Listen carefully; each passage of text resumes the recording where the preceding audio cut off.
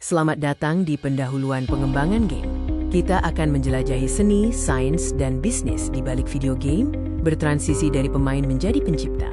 Industri game adalah industri multimiliar dolar yang melampaui film dan musik. Game bukan hanya hiburan, tetapi juga diterapkan dalam simulasi medis, arsitektur, dan pendidikan, menawarkan peluang karir yang luar biasa.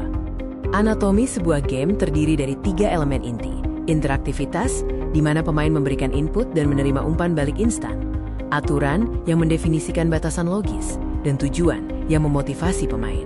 Pengembangan game adalah perkawinan antara seni dan sains. Logika dan komputasi melibatkan algoritma dan AI, sementara seni dan estetika berfokus pada desain naratif, visual, dan audio untuk menciptakan pengalaman emosional.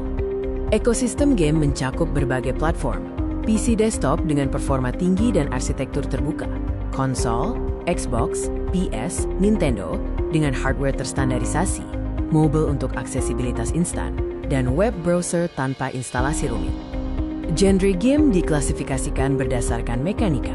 Action and platformer fokus pada refleks, strategi RTS turn-based pada perencanaan taktis, RPG, role-playing game pada narasi dan kustomisasi, simulation and sports pada peniruan realitas, dan puzzle pada pemecahan masalah logika. Pengembangan game modern adalah kolaborasi tim yang kompleks. Disiplin utama meliputi programming, design, art and animation, audio, dan production and QA. Komunikasi antar disiplin sangat penting untuk mengorkestrasi di game. Matriks peran dan tanggung jawab menguraikan fokus utama dan artefak output. Game designer membuat GDD, programmer menghasilkan source code, artis menciptakan aset visual, produser mengelola jadwal, dan tester memberikan bug reports. Siklus HIDUP pengembangan game bersifat iteratif dan dibagi menjadi 3 fase utama. Pre-production mencakup konsep dan desain. Production melibatkan implementasi dan testing. Post-production fokus pada testing akhir dan deployment. Phase 1. Pre-production adalah merancang fondasi. Aktivitas utama meliputi brainstorming dan prototyping mekanika dasar.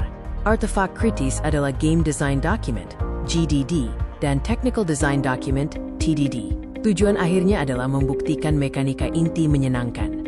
Fase 2. Production adalah membangun dunia dan fase terpanjang. Ini melibatkan implementasi masif seperti pembuatan level, pemrograman AI, animasi, dan integrasi antarmuka. Pencapaian kuncinya adalah mencapai versi alpha dan beta. Fase 3. Post-production berfokus pada pemolesan dan distribusi. Quality assurance melakukan playtesting ekstensif.